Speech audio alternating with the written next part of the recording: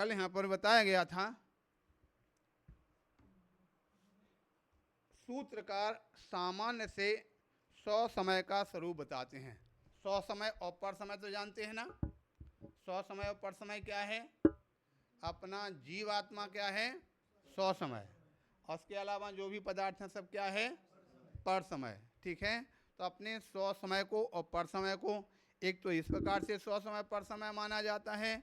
दूसरा हमने एक दिन और बताया था, 100 समय और पर समय क्या होता है? समय का मतलब क्या होता है यहाँ पर? आत्मा। तो आत्मा के आधार पर तो ये बता दिया, अपना आत्मा 100 समय और शरीर इत्यादि जो अन्य पदार्थ हैं सब पर समय। दूसरा एक और हमने बताया था, 100 समय पर समय का मतलब क्या होता? 100 समय यानी अपना आगम, समय यानी आगम, अपना आगम, अपना साथ जो जिसको हम मानते हैं वो आगम अपना कौन सा हुआ? 100 समय। उसके अलावा अन्य जो सब संप्रदायों को जो ग्रंथ हैं उनका जो आगम हो क्या हुआ? पर समय। इसलिए अपने पहले कहीं भी कोई भी कार्य करने के पहले, अध्ययन करने के पहले अपने 100 समय में परिपक्व होना चाहिए। 100 समय में अच्छी तरह से निष्ठ होना चाहिए। जो 100 समय में निष्ठ हो जाते हैं, 100 समय को समझ लेते हैं, 100 समय को अच्छी तरह से जान लेते हैं, वो जीव पर समय को समझ करके उससे अपने आप का निर्णय कर सकते हैं कि कौन सा सही है और कौन सा गलत है, हमें क्या अपनाना है और क्या नहीं अपनाना है। इस प्रकार से जो है जानते हैं। तो इस प्रकार से यहाँ कथन किया कि सबसे पहले 100 समय में निष्णात होना सबसे पहले ज़रूरी है। हमने एक बार बताया था, आपको याद होगा, बहुत पहले की चर्चा थी, जब हम सबसे पहले दीक्षा हुई थी हमारी, 1 महीना भी नहीं हुआ था, बिहार करके पहुँचे देवेंद्र नगर, पंचकल्याणक था वहाँ पर। पंचकल्याणक के बाद सब साधु वहाँ पर बैठे हुए थे। हम साधु ज़्यादातर क्षुल्लक जी, अलग जी, विशुद्ध सागर जी हम लोग थे। तो एक प्रकार से किसी ने कोई प्रश्न किया था, हाँ, विशुद्ध सागर जी ने कहा, बोले भैया अरे अपने गुरुजी के साथ रहते हैं तब तो कुछ नहीं लगता, गुरुजी के सामने कोई किसी प्रकार का कोई प्रश्न आता है, कोई शंका समाधान होते, गुरुजी तुरंत कर देते, लेकिन संघ से बाहर निकल करके जाओ तो एक से एक कहते लोग नीचे गिराने के लिए, एक से एक लोगों को पराजित करने के लिए, क्योंकि लोगों को हमको लगता है इस चीज़ का व्यसन होता है, अपना ज्ञान का घमंड होता। कई श्रावक ऐसे होते हैं, कई पंडित लोग ऐसे होते हैं, कई बार साधु भी ऐसा होते हैं, अगर एक दूसरे से मिलते हैं तो परीक्षा करते हैं, देखते हैं कि उनको कितना ज्ञान है, ये कितना समझते हैं। तो इस प्रकार से बाहर निकल करके जाना कोई आसान काम नहीं होता, बड़ा विचित्र काम होता है। तो उन्होंने घटना बताई, बोले हम लोग एक बार कहीं थे तो वहाँ कुछ दूसरे कास्ट के ब्राह्मण लोग आ गए, आकर के उन्होंने हमारे सामने एक प्रश्न रख दिया। बोले आप महाराज आप तो साधु हैं, सभी जानते हैं, बहुत अच्छे, पहले तो प्रशंसा कर दी उनकी, और साथ में ये भी बोल दिया लेकिन कुछ भी हो संसार में जो कुछ है ईश्वर तो एक है, ईश्वर एक है, और संसार में जो कुछ भी है सब उसी की संतान है। ठीक है, ईश्वर की ही संतान है। सभी लोग बोलते हैं ना कण कण में भगवान, तो जिस प्रकार से कण कण में भगवान बोलते हैं, वो कण कण में भगवान का मतलब जो है ईश्वर एक है, और सभी के अंदर में उस ईश्वर का ही अंश बैठा हुआ है। समझ आ गया कि नहीं? ईश्वर का ही सबके अंदर में अंश है। इस प्रकार से उन्होंने हमारे सामने, हम चक्कर में पड़ गए। कभी वो बोले बताओ ठीक बात है कि नहीं, क्यों, क्या दिक्कत है, क्या गलत है, बताओ। सभी के अंदर ईश्वर का अंश है, क्या गलत है इसमें? और उदाहरण भी दे दिया, जिस प्रकार से सूरज तो एक है, अगर 50-100 बर्तन में पानी रखा हुआ है तो सूरज एक है, सारे बर्तनों में पानी में वही सूर्य का अंश दिखाई देता, दिखता कि नहीं दिखता? अब बताओ क्या दिक्कत है? ईश्वर एक है तो उसकी सबके अंश सभी इस प्रकार से समाहित होते हैं, सभी हैं। जिस प्रकार से बोला तो हमने कहा बिल्कुल गलत है, तो आपका उदाहरण ही गलत हो रहा। क्यों, क्या गलत हो रहा? हमने कहा भाई आप कह रहे अंश, तो अंश का मतलब क्या होता? अंश यानी हिस्सा, टुकड़ा। जो सूरज कैसा है? गर्म है, तो उसका अंश भी कैसा होना चाहिए? वो भी गर्म टुकड़ा होगा। चीनी का इतना बड़ा ढेल है और एक छोटा टुकड़ा है, तो जैसे चीनी मीठी है तो वैसी टुकड़ा होगा। अग्नि का इतना बड़ा अंगारा है, छोटा सा अगर टुकड़ा होगा, वो भी जो अग्नि का अंगारा में शक्ति है वो उसमें शक्ति होगी।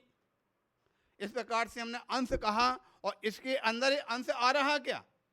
ये तो छाया आ रही, और छाया अंश तो हो नहीं सकता है। हमने जिस प्रकार से कहा तो स्वयं विशुद्ध सागर जी ने पीठ ठोका, बोले वाह हमको विश्वास है कि तुम कहीं भी जाओगे तो बाधित नहीं होगे, अपनी बात को पुष्ट करके आओगे, अपनी बात को सिद्ध करके आओगे। तो इस प्रकार से समझ में आ गया।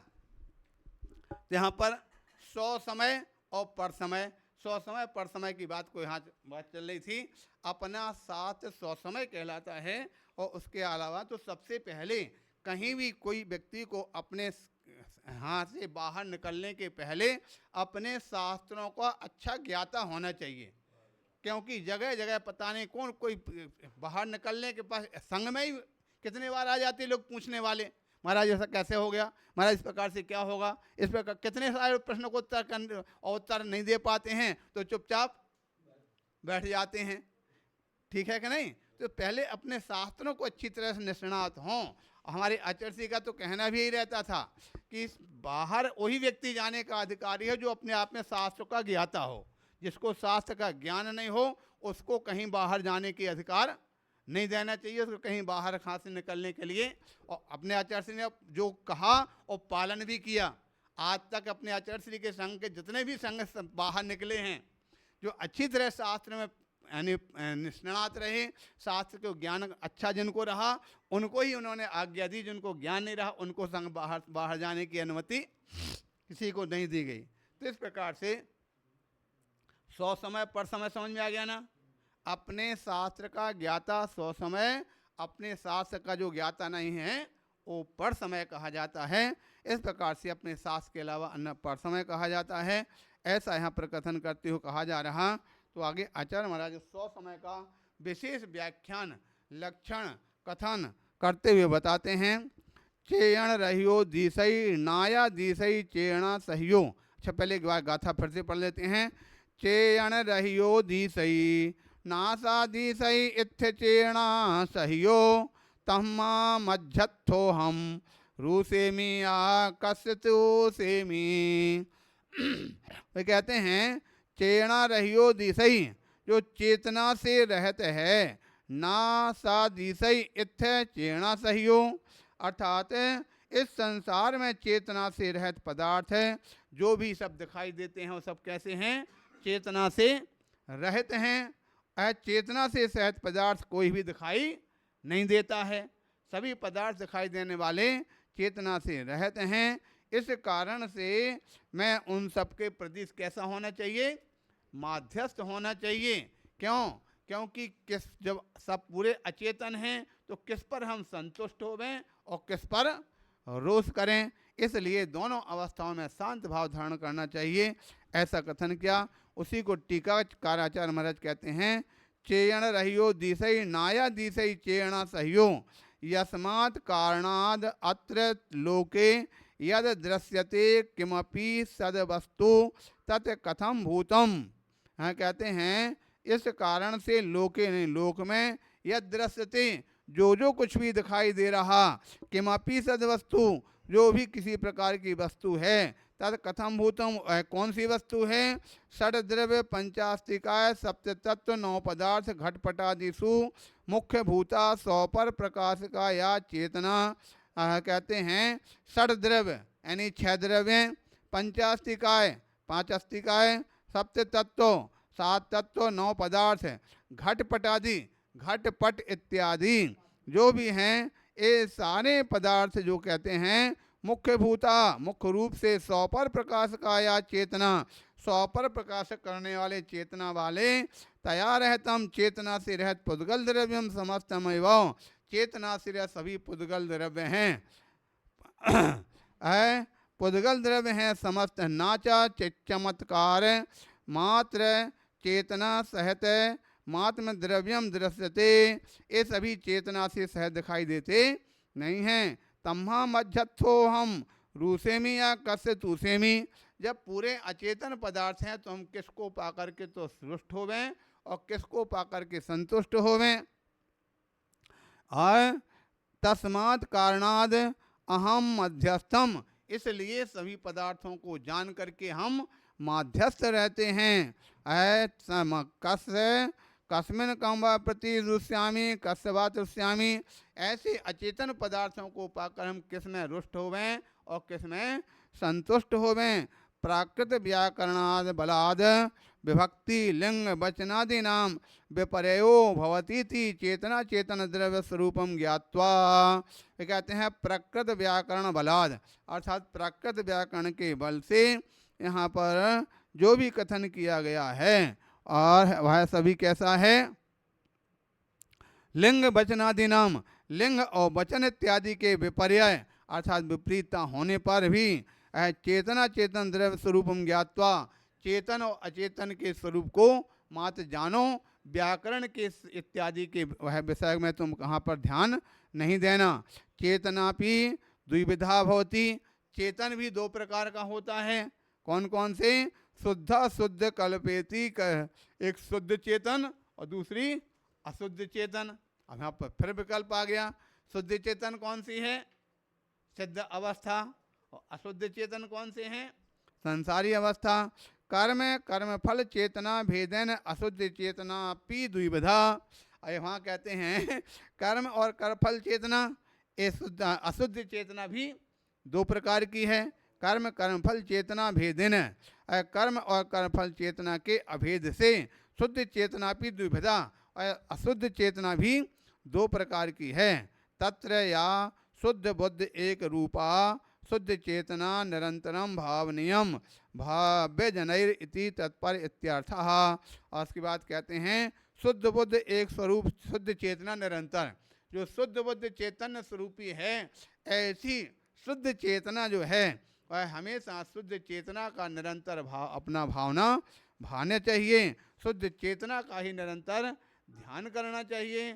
शुद्ध चेतना के बारे में ही निरंतर चर्चा वार्ता जो भी करना, सब शुद्ध चेतना के बारे में ही अपना उपयोग लगाना। ठीक है। अशुद्ध चेतना कर्म चेतना और कर्म फल चेतना। कर्म चेतना नहीं कर्म से सहित होना, और कर्म फल चेतना उस कर्म के फल को प्राप्त करना, यूँ कह दें।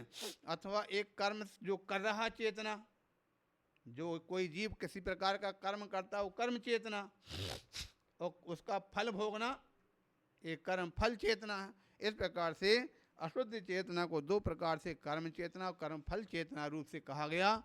और शुद्ध चेतना जो होती है वह एक स्वरूप ही होती है, उसमें कोई किसी प्रकार का भेद नहीं होता है। इस प्रकार से यहाँ इसका व्याख्यान किया गया। और उसी का अंत में आगे अगले सूत्र के माध्यम से यहाँ पर कहा जा रहा अथ पुनरपि तमेवार्थम दृढ़यति। अब उसी जो फिर से सूत्र का उसी अर्थ को दृढ़ करते हुए और अगले श्लोक में बाद में कहते हैं, बाद में कहेंगे। बोले पंच परमेष्ठी भगवान की।